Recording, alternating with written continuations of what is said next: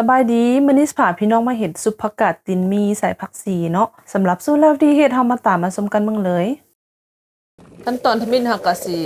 มาลวกผักกาดเฮาเนาะต้มน้ำโพดๆแบบนี้แล้วก็ใส่อันผักกาดเฮาลงไปผักกาดนี่ค่อยใส่ประมาณโลปลายนี่ล่ะต้มจนผักมันสุกบ่เปื่อยหลายน่ะคือค่อยเว้าเนาะเห็นบ่เอามือบีบอันก้านผักแบบนี้ให้มันนิ่มขึ้นก็ได้แล้วบัดนี้ก็เอาไปนอกใส่น้ำเย็นเนาะซุปผักเฮามันก็สิเคี้ยวงามแล้วก็มันสิบ่บูดง่ายน่ะเอาไปนอกจนมันเซาร้อนแล้วก็เอาขึ้น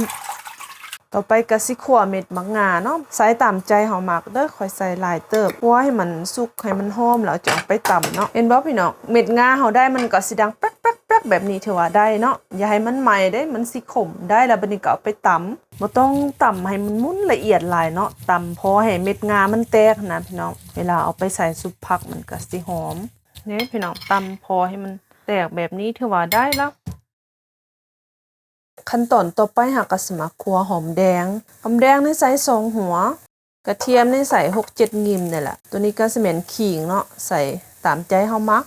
เผ็ดคือกันตามใจเฮามักคั่วไปจนมันสุกพุ่นล่ะนี่พี่น้องคั่วจนมันสุกแบบนี้ก็เอาไปตำก็ใส่เกลือลงไปครึ่งบวงแกงใส่เกลือลงไปเฮาตำมันจึงแหลกไวเนาะและเวลาเอาไปสุกผักเฮาก็บ่ต้องใส่เกลือเพิ่มตำให้มันมุนละเอียดประมาณนี้ได้แล้ว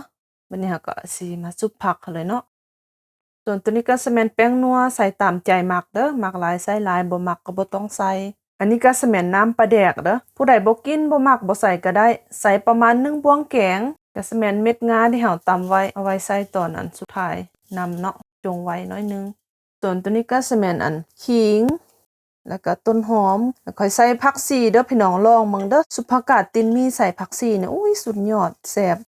จากนั้นก็คนให้เครื่องผสมมันเข้ากันดีแบบก็ซีนเบิ่งมักรสชาติแบบใดซุปผักอย่าให้มันเค็มหลายเด้อให้มันออกหนัวแล้วล่ะเด้พี่น้องซุปผักแต่แซ่บคักมาเด้อกินน้ำกันซุปผักแบบง่ายๆเรียบร้อยซุปผักกาดเฮาพี่น้องลองไปเฮ็ดกินเบิ่งเด้อซุปผักกาดตีนหมี่ใส่ผักชีใส่อันเม็ดงาหลายๆหอมแซ่บสำหรับมื้อนี้ขอลาไปก่อนพบกันในคลิปต่อไปถ้ามักก็กดไลค์ถึกใจก็กดแชร์ให้ได้เด้อสำหรับเลยบ๊ายบาย